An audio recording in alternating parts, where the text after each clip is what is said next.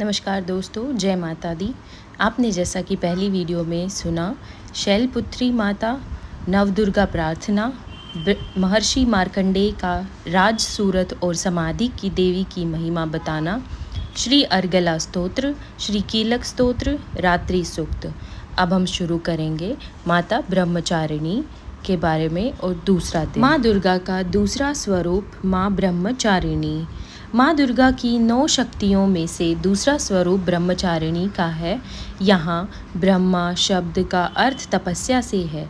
ब्रह्मचारिणी का अर्थ हुआ तप की चारिणी, तप का आचरण करने वाली। ब्रह्मचारिणी देवी का स्वरूप पूर्ण ज्योतिर्मय एवं अत्यंत भव्य है। इनके बाएं हाथ में कमंडल और दाएं हाथ में जप की माला रहती है। माँ दुर्गा का यह दूसरा स्वरूप भक्तों तथा सिद्धों को अनंत फल प्रदान करने वाला है। इनकी उपासना से मनुष्य के तप, त्याग, वैराग्य, सदाचार, संयम की वृद्धि होती है।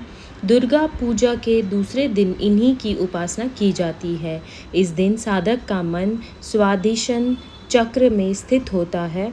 इस चक्र में अवस्थित मन वाला योगी उनकी कृपा और भक्ति प्राप्त करता है। पाठ आरंभ करते हैं। पहला अध्याय, भगवती की महिमा तथा मधुकैटभ वध।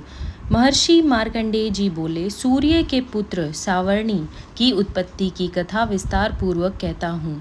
सुनो। सावर्णी महामाया की कृपा से जिस प्रकार मनवंतर के स्वामी हुए उसका हाल भी सुनो। पहले सवरोचिष नामक मनवंतर में चैत्रवंशी सूरथ नाम के एक राजा थे।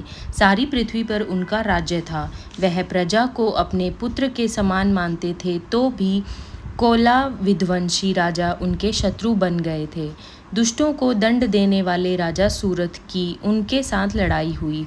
कोला विध्वंसियों के संख्या में कम होने पर भी राजा सूरथ युद्ध में उनसे हार गए। तब वह अपने नगर में आ गए। केवल अपने देश का राज्य ही अब उनके पास रह गया और वह उसी देश के राजा होकर राज्य करने लगे। किंतु उनके शत्रुओं ने उन पर भी वहाँ भी आक्रमण किया। राजा को बलहीन देखकर उनके दुष्ट मंत्रियों ने राजा की सेना और खजाना अपने अधिकार में कर लिया। राजा सूरथ अपने राज्याधिकार को हार कर शिकार खेलने के बहाने घोड़े पर सवार होकर वहां से एक भयंकर वन की ओर चले गए। उस वन में उन्होंने महर्षि मेधा का आश्रम देखा।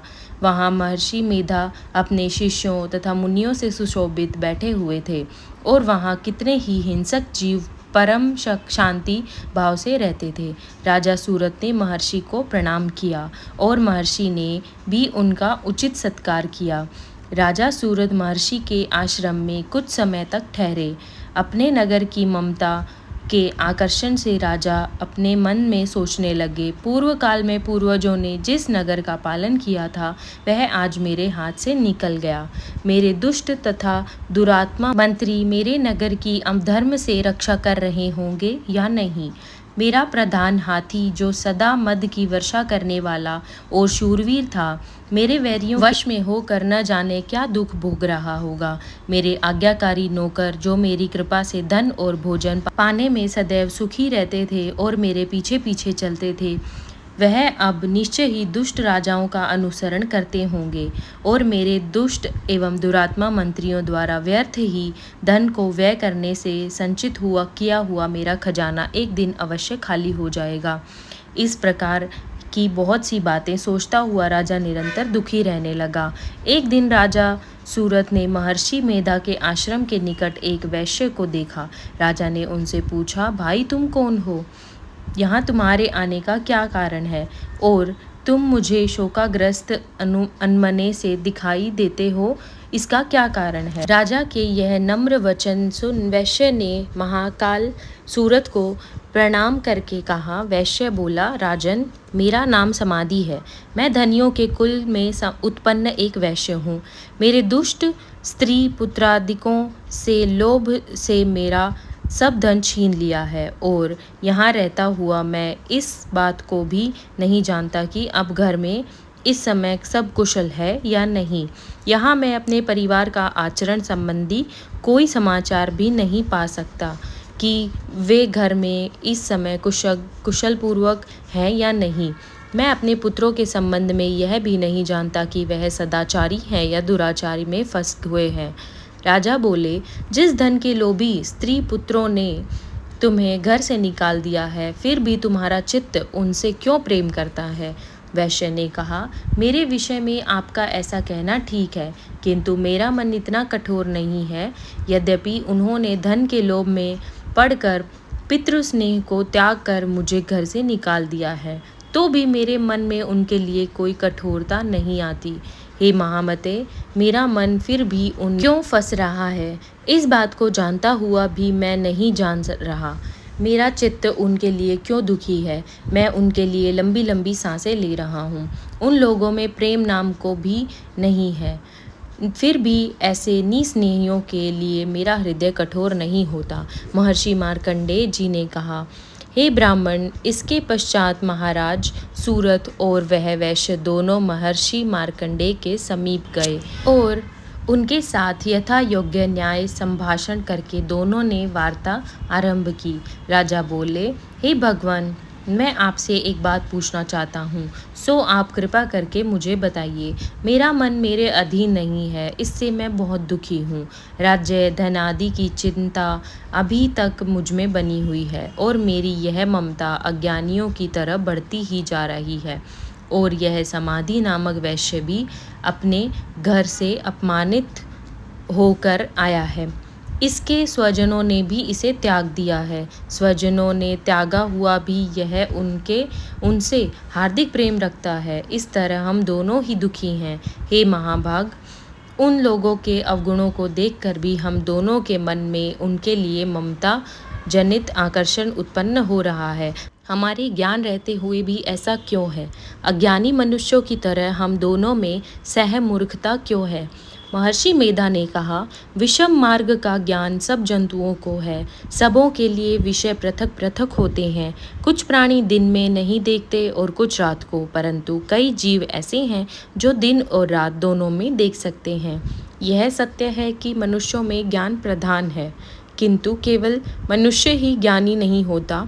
पशु पक्षी आदि भी ज्ञान रखते हैं। जैसे ये पशु पक्षी ज्ञानी हैं, वैसे ही मनुष्यों का ज्ञान है, और जो ज्ञान मनुष्यों में है वैसे ही पशु पक्षियों में है, और अन्य बातें भी दोनों में एक जैसी पाई जाती हैं। ज्ञान होने पर भी इन पक्षियों की ओर देखो कि अपने भूख से पीड़ित बच्चों की चोंच में कितने प्रेम से अन्न के दाने डालते हैं। हे राजन, ऐसा ही प्रेम मनुष्यों में अपनी संतान के प्रति पाया जाता है। लोभ के कारण अपने उपकार का बदला पाने के लिए मनुष्य पुत्रों की इच्छा करते हैं और इस प्रकार मोह के गड्ढे में गिरा करते हैं। भगवान श्री हरि की जो माया है, उसी से यह संसार मोहित हो रहा है। इसमें आश्चर्य की कोई बात नहीं, क्योंकि यह भगवान विष्णु की योग निद्रा है। यह माया ही तो है जिसके कारण संसार मोह में जकड़ा हुआ है।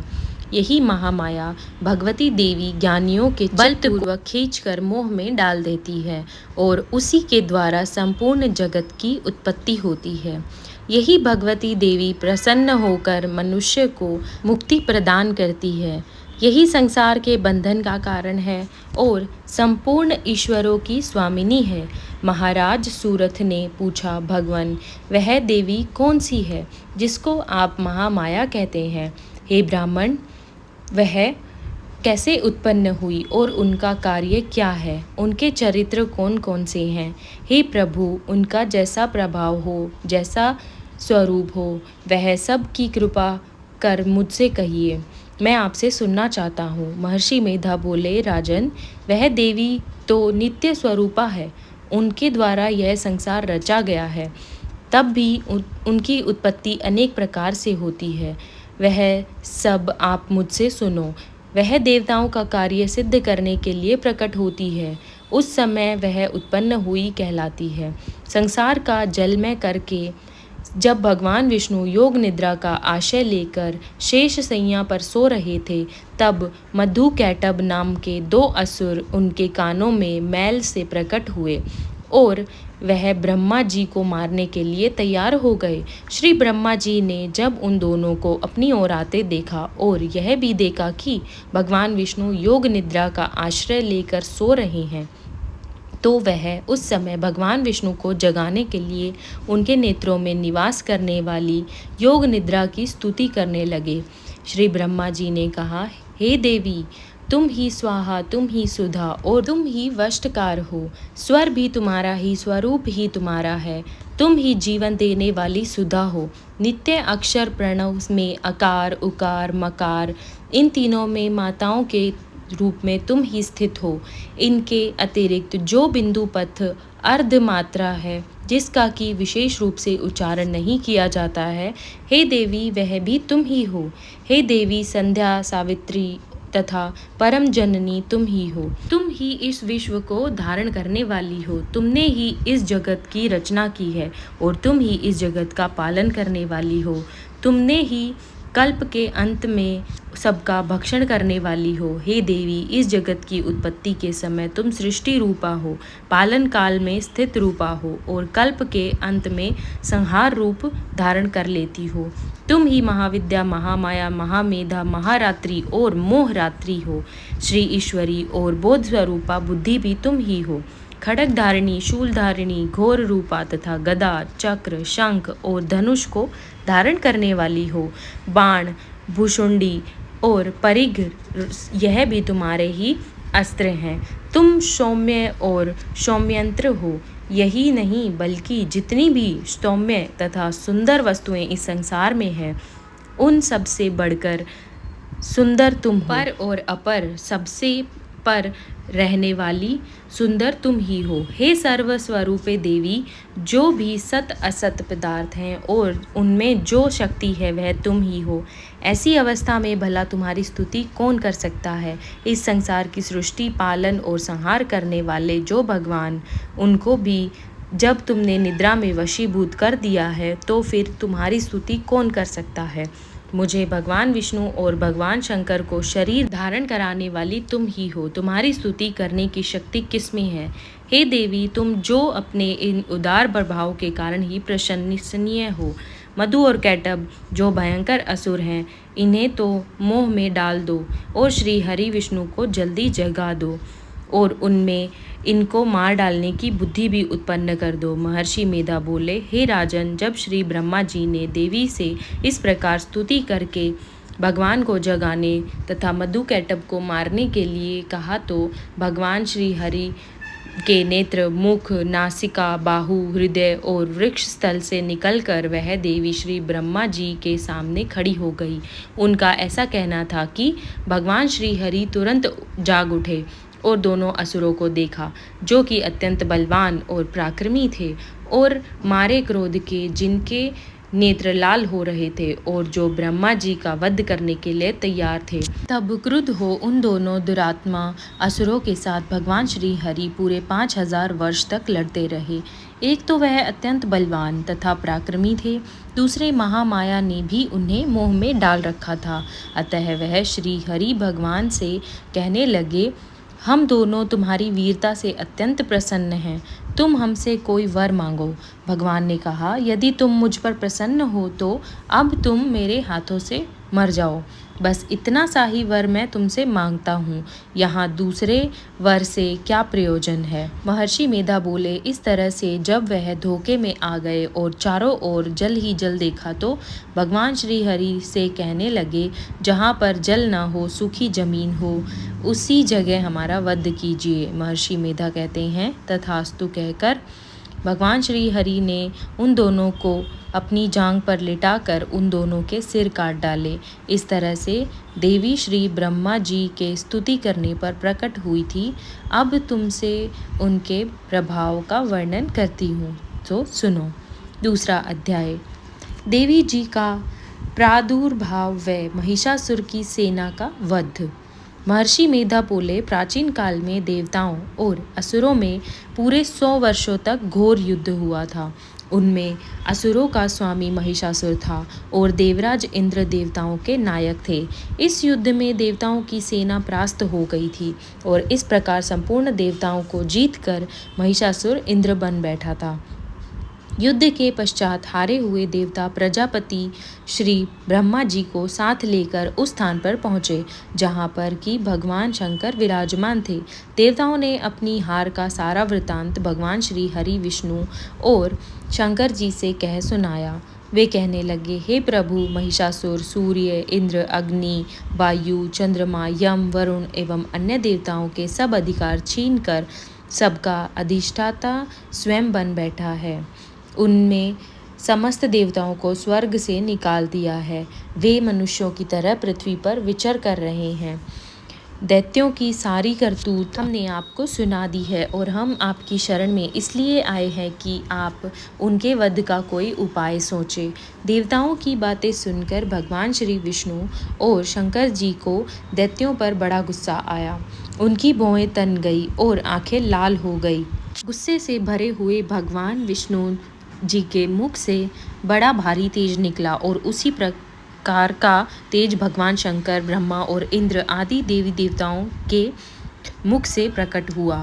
फिर वह सारा तेज एक में मिल गया और तेज का पुंज वह देखे ऐसे दिखता था जैसे कि जाज्वल्यमान पर्वत हो। देवताओं ने देखा कि उस पर्वत की ज्वाला चारों ओर फैली हुई है और देवताओं के शरीर से प्रकट हुए तेज की किसी अन्य तेज से तुलना नहीं हो सकती थी। एक स्थान पर एकत्र होने पर वह तेज एक देवी के रूप में परिवर्तित हो गया और अपने प्रकाश से तीनों लोकों में व्याप्त जान पड़ा। वह भगवान शंकर का तेज था। उससे देवी का मुख प्रकट हुआ। यमराज के तेज से उनके सिर के बाल बने। भगवान श्री हरि विष्णु के तेज से उनकी भुजाएं बनी। चंद्रमा के तेज से दोनों स्तन और इंद्र के तेज से जंघा और पिंडली तथा पृथ्वी के तेज से नितंब भाग बना। ब्रह्मा के तेज से दोनों चरण और सूर्य के तेज से उनकी उंगलियां पैदा हुई और वसुओं के तेज से हाथों की उंगलियां और कुबेर के तेज से नासिका बनी। प्रजापति के तेज से उनके दांत और अग्नि के तेज से उनके नेत्र बने। संध्या के तेज से उनकी भौहें और वायु के तेज से उनके कान प्रकट हुए थे। इस प्रकार उन देवी का प्रादुर्भाव हुआ था। महिषासुर से पराजित देवता उस देवी को देखकर अत्यंत प्रसन्न हुए। भगवान शंकर से ने अपने त्रिशूल में से एक त्रिशूल निकालकर उन देवी को दे दिया और भगवान विष्णु ने अपने चक्र में से एक चक्र निकालकर उन देवी को दिया। वरुण ने देवी का शंख भेंट किया। अग्नि ने इसे शक्ति दी। वायु ने उन्हें धनुष और बाण दिए। सहस्त्र नेत्रों वाले श्री देवराज इंद्र ने उन्हें अपने वज्र से उत्पन्न हुए वज्र दिया और ऐरावत हाथी का एक घंटा उतार कर देवी को भेंट दिया। यमराज ने उन्हें कालदंड में से एक दंड लेकर दिया। वरुण ने उन्हें पाश दिया। प्रजापति ने स्फटिक की माला दी और ब्रह्मा जी ने उन्हें कमंडल दिया। सूर्य ने देवी के समस्त रोमों के में अपनी किरणों का तेज भर दिया। काल ने उन्हें चमकती हुई तलवार और ढाल दी और उज्जवल हार और दिव्य वस्त्र भेंट किए और इनके साथ ही उनमें दिव्य चूड़ामणि दी। 2 कुमंडल, कंकड़, उज्ज्वल अर्धचंद्र, बाहों के लिए बाजूबंद, चरणों के लिए नुपुर, गले के लिए सुंदर हंसली और अंगुलियों के लिए रत्नों की बनी हुई अंगूठियां उन्हें दे दी। विश्वकर्मा ने उनको फरसा दिया और उनके साथ ही कई प्रकार के अस्त्र और अमोघ कवच दिए और इसके अतिरिक्त उनमें कभी न कुम्हलाने वाले सुंदर कमलों की मालाएं भेंट दी। समुद्र ने सुंदर कमल का फूल भेंट दिया। हिमालय ने सवारी के लिए सिंह और तरह तरह के रत्न देवी को भेंट किए। यक्षराज कुबेर ने मधु से भरा हुआ पात्र और शेषनाग से उन्हें बहुमूल्य मणियों से विभूषित नागहार भेंट किया। इसी तरह दूसरे देवताओं ने भी उन्हें आभूषण और अस्त्र देकर उनका सम्मान किया। इसके पश्चात देवी ने उच्च स्वर से गर्जना की। उनके इस भयंकर नाद से आकाश गूंज उठा। देवी का वह उच्च स्वर से किया हुआ सिंहनाद समा न सका। आकाश उनके सामने छोटा प्रतीत होने लगा। उससे बड़े जोर की प्रतिध्वनि हुई जिससे समस्त विश्व में हलचल मच गई और समुद्र कांप उठे। पृथ्वी डोलने लगी और समस्त पर्वत हिलने लगे। देवताओं ने उस समय प्रसन्न हो सिंहवाहिनी जगतमयी देवी से कहा, देवी तुम्हारी जय हो। इसके साथ महर्षियों ने भक्ति भाव से विनम्र होकर उनकी स्तुति की। संपूर्ण त्रिलोकी को शोकमग्न देख दैत्यगण अपनी सेनाओं को साथ लेकर और हथियार आदि सजाकर उठ खड़े हुए। महिषासुर के क्रोध की कोई सीमा नहीं थी। उनसे क्रोध से भरकर कहा, यह सब क्या उत्पात है। फिर वह अपनी सेना के साथ उस ओर दौड़ा जिस ओर से भयंकर नाद का शब्द सुनाई दिया था, और आगे पहुंचकर उसने देवी को देखा जो कि अपनी प्रभा से तीनों लोकों को प्रकाशित कर रही थी। उनके चरणों के भार से पृथ्वी दबी जा रही थी। माथे के मुकुट से आकाश में एक रेखा सी बन रही थी और उसके धनुष की टंकार से सब लोग क्षुब्ध हो रहे थे। देवी अपनी सहस्त्र भुजाओं को संपूर्ण दिशाओं में फैलाए खड़ी थी। इसके पश्चात उनका दैत्यों के साथ युद्ध छिड़ गया और कई प्रकार के अस्त्र शस्त्रों से सब की सब दिशाएं उद्भावित होने लगी। महिषासुर की सेना का सेनापति चिक्षुर नाम का एक महान असुर था। वह आगे बढ़कर देवी के साथ युद्ध करने लगा और दूसरे दैत्यों की चतुरंगिनी सेना साथ लेकर चामर भी लड़ने लगा और 60,000 महारथियों को साथ लेकर उदग्र नामक महादैत्य युद्ध करने लगा और महाहनु नामक असुर 1 करोड़ राक्षसों को साथ लेकर असीलोमा नामक असुर 5 करोड़ सैनिकों को लेकर युद्ध करने लगा। वाष्पकल नामक असुर 60 लाख असुरों के साथ युद्ध में आ डटा। विडाल नामक असुर 1 करोड़ रथियों सहित लड़ने लगा। इनके अतिरिक्त और भी हजारों असुर हाथी घोड़ा साथ लेकर लड़ने लगे और इन सब के पश्चात महिषासुर करोड़ों रथों, हाथियों और घोड़ों सहित वहां आकर देवी से लड़ने लगा। सभी असुर तोमर, भिंदीपाल, शक्ति, मूसल, खड़गों, फरसों, पट्टियों के साथ रणभूमि में देवी के साथ युद्ध करने लगे। कई शक्तियां फेंकने लगे और कोई अन्य शस्त्रादि। इसके पश्चात सब के सब दैत्य अपनी अपनी तलवारें हाथों में लेकर देवी की ओर दौड़े और उन्हें मार डालने का उद्योग करने लगे। मगर देवी ने क्रोध में भरकर खेल ही खेल में उन सब अस्त्र शस्त्रों को काट दिया। इसके पश्चात ऋषियों और देवताओं ने देवी की स्तुति आरंभ कर दी और वह प्रसन्न होकर असुरों के शरीरों पर अस्त्र शस्त्रों की वर्षा करती रही। देवी का वाहन भी क्रोध से भरकर दैत्य सेना में इस प्रकार विचरने लगा जैसे कि वह वन में दावानल फैल रहा हो। युद्ध करती हुई देवी ने क्रोध में भरकर जितने श्वासों को छोड़ा वह तुरंत ही सैकड़ों हजारों गणों के रूप में परिवर्तित हो गए। फरसे, भिंदीपाल, खड़ग और पट्टीश इत्यादि अस्त्रों के साथ दैत्यों से युद्ध करने लगे। देवी की शक्ति से बढ़े हुए वह गण दैत्यों का नाश करते हुए ढोल, शंख व मृदंग आदि बजा रहे थे। तदनंतर देवी ने त्रिशूल, गदा, शक्ति खड़ग आदि से सहस्त्रों असुरों को मार डाला। कितनों को घंटे की भयंकर आवाज से यमलोक पहुंचा दिया। कितने ही असुरों को उन्होंने पाश में बांधकर पृथ्वी पर घर धर घसीटा। कितनों को अपनी तलवार से टुकड़े टुकड़े कर दिया और कितनों को गदा की चोट से धरती पर सुला दिया। कई दैत्य मूसल की मार से घायल होकर रक्तवमन करने लगे और कई शूल से छाती फट जाने के कारण पृथ्वी पर लेट गए और कितनों की बाण वर्षा से कमर टूट गई। देवताओं को पीड़ा देने वाले दैत्य कट कट कर मरने लगे। कितनों की ही बाहें अलग हो गई, कितनों की ग्रीवाएं कट गई, कितनों के सिर कट कर धरती पर लुढ़क गए, कितनों के शरीर बीच में से कट गए और कितनों की जंघाएं कट गई और वह पृथ्वी पर गिर पड़े। कितनों के सिरों व पैरों के कटने पर भूमि पर से उठ खड़े हुए और शस्त्र हाथ में लेकर देवी से लड़ने लगे और कई दैत्यगण भूमि के बाजों की ध्वनि के साथ नाच रहे थे। कई असुर जिनके सिर कट चुके थे बिना सिर के धड़ से ही हाथ में शस्त्र लिए हुए लड़ रहे थे। दैत्य रह रहकर ठहरो ठहरो कहकर देवी को युद्ध के लिए ललकार रहे थे।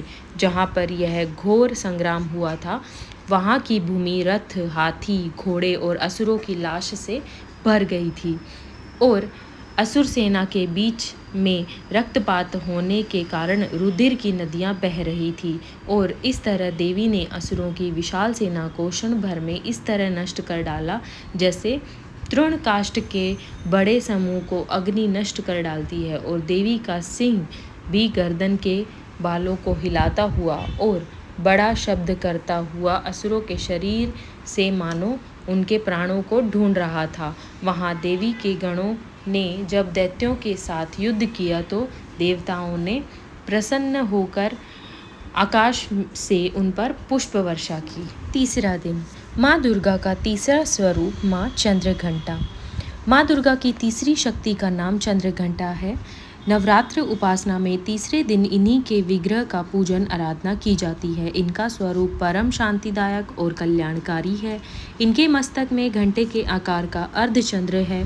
इसी कारण इन देवी का नाम चंद्रघंटा पड़ा। इनके शरीर का रंग स्वर्ण के समान चमकीला है। इनका वाहन सिंह है। हमें चाहिए कि हत, मन, वचन, कर्म एवं शरीर से शुद्ध होकर विधि विधान के अनुसार माँ चंद्रघंटा की शरण लेकर उनकी उपासना आराधना में तत्पर हों। इनकी उपासना से हम समस्त सांसारिक कष्टों से छूटकर सहज ही परम पद के अधिकारी बन सकते हैं। तीसरा अध्याय, महिषासुर का वध। महर्षि मेधा ने कहा, महिषासुर की सेना नष्ट होते देखकर उस सेना का सेनापति चिक्षुर क्रोध में भय भरकर देवी के साथ युद्ध करने के लिए आगे बढ़ा। वह देवी पर इस प्रकार बाणों की वर्षा करने लगा मानो सुमेरु पर्वत पानी की धार बरसा रहा हो। इस पर देवी ने अपने बाणों से उसके बाणों को काट डाला और उसके घोड़े व सारथी को मार दिया। साथ ही उसके धनुष और उसकी अत्यंत ऊंची ध्वजा को भी काटकर नीचे गिरा दिया। उसका धनुष कट जाने के पश्चात उसके शरीर के अंगों को भी उनके बाणों से बींध दिया।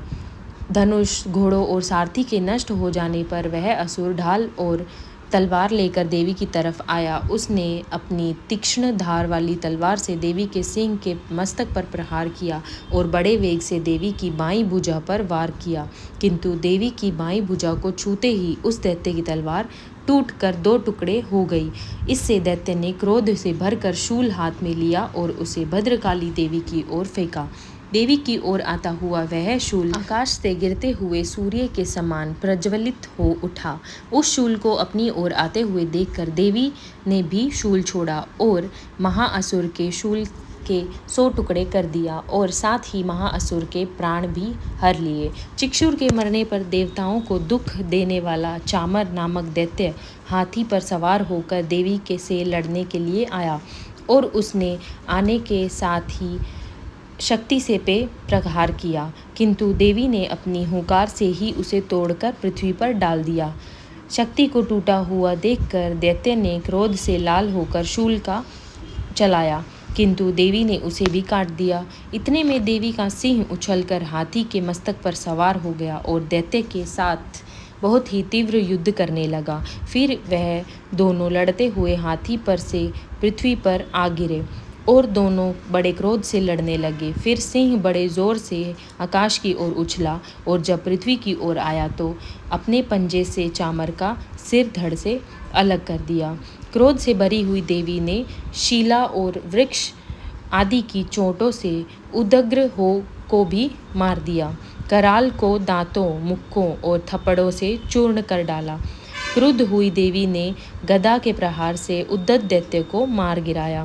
बिंदीपाल से वाष्प काल को बाणों से ताम्र और अंधक को मौत के घाट उतार दिया। 3 नेत्रों वाली परमेश्वरी ने त्रिशूल से उग्रास्य, उग्रवीर्य और महामनु नामक राक्षसों को मार गिराया। उसने अपनी तलवार से विडाल नामक दैत्य का सिर काट डाला और अपने बाणों से दुर्धर और दुर्मुख राक्षसों को यमलोक को पहुंचा दिया। इस प्रकार जब महिषासुर ने देखा कि देवी ने मेरी सारी सेना को नष्ट कर दिया है तो वह भैंसे का रूप धारण कर देवी के गणों को दुख देने लगा।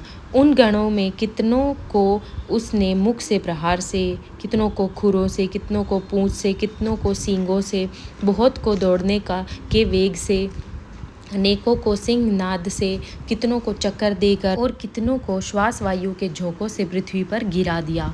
वह दैत्य इस प्रकार गणों की सेना को गिरा देवी के सिंह को मारने के लिए दौड़ा। इस पर देवी को बहुत गुस्सा आया। उधर दैत्य भी गुस्से से भर पृथ्वी को खुरों से खोदने लगा और सिंहों से पर्वतों को उखाड़ उखाड़ कर धरती पर फेंकने लगा और मुख से शब्द करने लगा। महिषासुर के वेग से चक्कर देने के कारण पृथ्वी क्षुब्ध होकर फटने लगी। उसकी पूंछ से टकराकर समुद्र चारों ओर फैलने लगा। हिलते सींगों के आघात से मेघ खंड खंड हो गए और श्वास से आकाश में उड़ते पर्वत फटने लगे। इस तरह क्रोध से भरे हुए राक्षस को देख चंडिका को भी क्रोध आ गया और वह उसको मारने के लिए क्रोध से भर गई। देवी के पाश से फेंककर दैत्य को बांध लिया और उसने बांध जाने पर दैत्य का रूप त्याग दिया और सिंह का रूप धारण कर लिया। और जो ही देवी उसका सिर काटने के लिए तैयार हुई, उसने पुरुष का रूप बना लिया जो कि हाथ में तलवार लिए हुए था। देवी ने तुरंत ही अपने बाणों के साथ उस पुरुष को उसकी तलवार ढाल सहित बींध डाला। इसके पश्चात वह हाथी के रूप में दिखाई देने लगा और अपनी लंबी सूंड से देवी के सिंग को खींचने लगा और गर्जने लगा। देवी ने अपनी तलवार से उसकी सूंड काट डाली। तब राक्षस ने एक बार फिर भैंसे का रूप धारण कर लिया और पहले की तरह चर अचर जीवों सहित समस्त त्रिलोकी को व्याकुल करने लगा। इसके पश्चात क्रोध से भरी हुई देवी बारंबार उत्तम मधु का पान करने लगी और लाल लाल नेत्र करके हंसने लगी। उधर बलवीर्य तथा मद से क्रुद्ध हुआ दैत्य भी गरजने लगा। अपने सींगों से देवी पर पर्वतों को फेंकने लगा। देवी अपने बाणों से फेंके हुए पर्वतों को चूर्ण करती हुई बोली, ओ मूढ़, जब तक मैं मधुपान कर रही हूँ तब तक तू गरज ले और इसके पश्चात मेरे हाथों तेरी मृत्यु हो जाने पर देवता गरजेंगे। महर्षि मेधा ने कहा।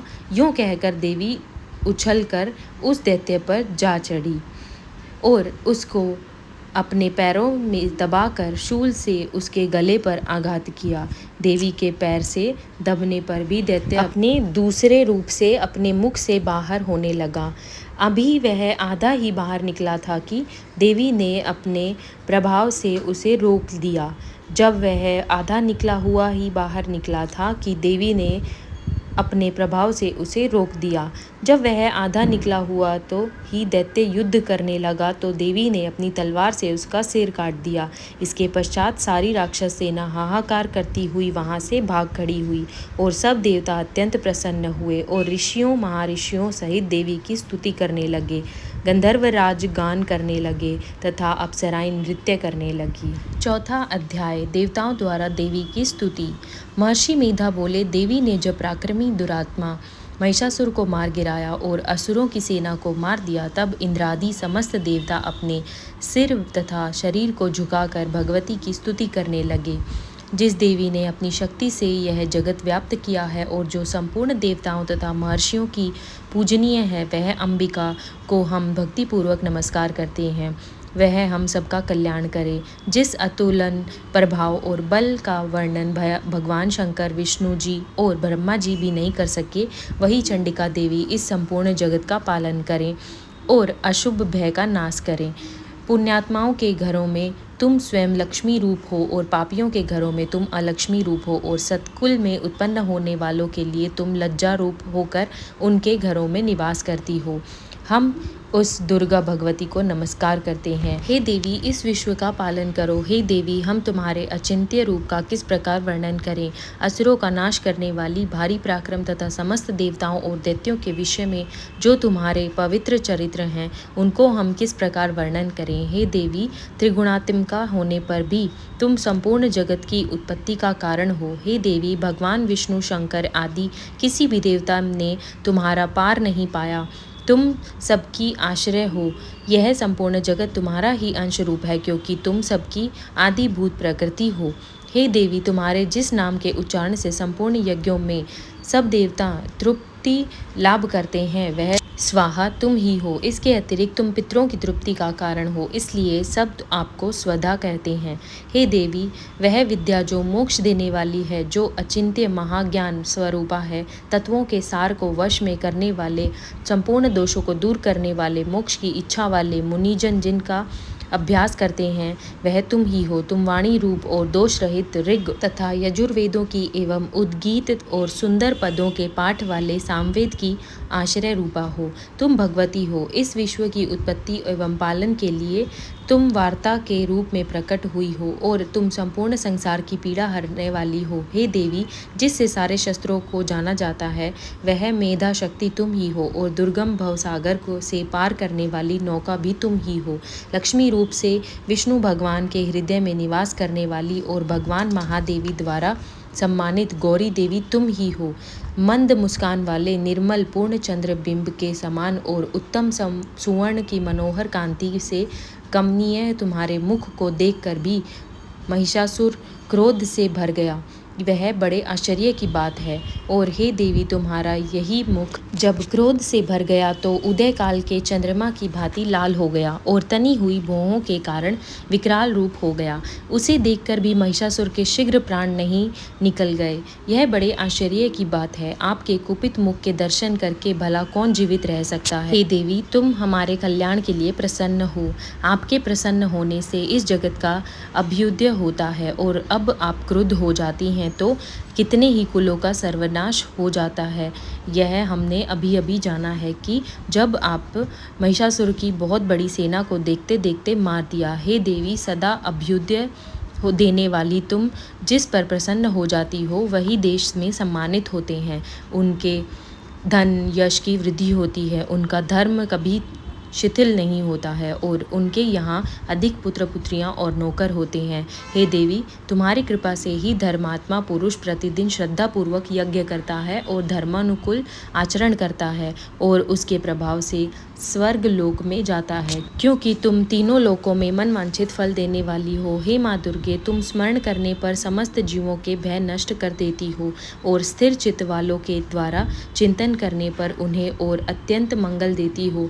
हे दारिद्र दुख नाशिनी देवी, तुम्हारे सिवा दूसरा कौन है। तुम्हारा चित्त सदा दूसरों के उपकार में लगा रहता है। हे देवी, तुम शत्रुओं को इसलिए मारती हो कि उनके मरने से दूसरों को सुख मिलता है। वह चाहे नरक में जाने के लिए चिरकाल तक पाप करते रहे हों, किंतु तुम्हारे साथ युद्ध करके सीधे स्वर्ग को जाएं, इसलिए तुम उनका वध करती हो। हे देवी, क्या तुम दृष्टिपात्र मात्र से समस्त असुरों को भस्म नहीं कर सकती? अवश्य ही कर सकती हो, किंतु तुम्हारा शत्रुओं को शस्त्रों के द्वारा मारना इसलिए है क्योंकि शस्त्रों के द्वारा मरकर वे स्वर्ग को जावें। इस तरह से हे देवी, उन शत्रुओं के प्रति भी तुम्हारा विचार उत्तम है। हे देवी, तुम्हारे उग्र खड्ग की चमक से और त्रिशूल की नोक की कांति की किरणों से असुरों की आंखें फूट नहीं गई। उनका कारण यह था कि वह किरणों से शोभायमान तुम्हारे चंद्रमा के समान आनंद प्रदान करने वाले सुंदर मुख को देख रहे थे। हे देवी, तुम्हारा शील बुरे वृतांत को दूर करने वाला है और सबसे अधिक तुम्हारा रूप है जो न तो कभी चिंतन में आ सकता है और न कि जिसकी दूसरों से कभी तुलना ही हो सकती है। तुम्हारा बल व पराक्रम शत्रुओं का नाश करने वाला है। इस तरह तुमने शत्रुओं पर भी दया प्रकट की है। हे देवी, तुम्हारे बल की किसके साथ बराबरी की जा सकती है और शत्रुओं को भय देने वाला इतना सुंदर रूप भी और किसका है। हृदय में कृपा और युद्ध में निष्ठुरता, यह दोनों बातें तीनों लोकों में केवल तुम ही में देखने में आई हैं। हे माता, युद्ध भूमि में शत्रुओं को मारकर तुमने उन्हें स्वर्गलोक में पहुंचाया है। इस तरह तुम तीनों लोकों की तुमने रक्षा की है और उन उन्मत्त असुरों से जो हमें भय था उसको भी तुमने दूर किया है। तुमको हमारा नमस्कार है। हे देवी, तुम शूल तथा खड्ग से हमारी रक्षा करो और घंटे की ध्वनि तथा धनुष की टंकार से भी हमारी रक्षा करो। हे चंडिके, आप अपने शूल को घुमाकर पूर्व पश्चिम उत्तर तथा दक्षिण दिशा में हमारी रक्षा करो। तीनों लोकों में जो तुम्हारे सौम्य रूप हैं और घोर रूप हैं उनमें हमारी रक्षा करो और इस पृथ्वी की रक्षा करो। हर अंबिके, आपके कर पल्लवों में जो खड्ग शूल और गदा आदि शस्त्र शोभा पा रहे हैं उनसे हमारी रक्षा करो। महर्षि बोले कि इस प्रकार जब सब देवताओं ने जगत माता भगवती की स्तुति की और नंदवन के पुष्पों तथा गंध अनुलेपनों द्वारा उनका पूजन किया और फिर सब ने मिलकर जब सुगंधित व दिव्य धूपों द्वारा उनको सुगंधित निवेदन की, तब देवी ने प्रसन्न होकर कहा, हे देवताओं, तुम सब मुझसे मनवांछित वर मांगो। देवता बोले, हे भगवती, तुमने हमारा सब कार्य कर दिया है, अब हमारे लिए कुछ भी मांगना शेष नहीं रहा, क्योंकि तुमने हमारे शत्रु महिषासुर को मार डाला है। हे महेश्वरी, तुम इस पर भी यदि हमें कोई वर देना चाहती हो तो बस इतना कर दो कि जब जब हम आपका स्मरण करें तब तब आप हमारी विपत्तियों का हरण करने के लिए हमें दर्शन दिया करो। हे अंबिके, जो कोई भी तुम्हारी स्तुति करे तुम उनको वित्त, समृद्धि और वैभव देने के साथ ही उनके धन, स्त्री आदि संपत्ति बढ़ावे और सदा हम पर प्रसन्न रहें। महर्षि बोले, हे राजन, देवताओं ने जब जगत के लिए और अपने लिए इस प्रकार के प्रश्न किए तो बस तथास्तु कहकर देवी अंतर्धान हो गई। हे भूप, जिस प्रकार तीनों लोगों का हित चाहने वाली वह भगवती देवताओं के शरीर से उत्पन्न हुई थी, वह सारा वृत्तांत मैंने तुम्हें कह दिया है। और इसके पश्चात दुष्ट असुरों तथा शुंभ निशुंभ का वध करने और सब लोगों की रक्षा करने के लिए जिस प्रकार गौरी देवी के शरीर से उत्पन्न हुई थी, वह सारा वृत्तांत मैं यथावत वर्णन करता हूँ।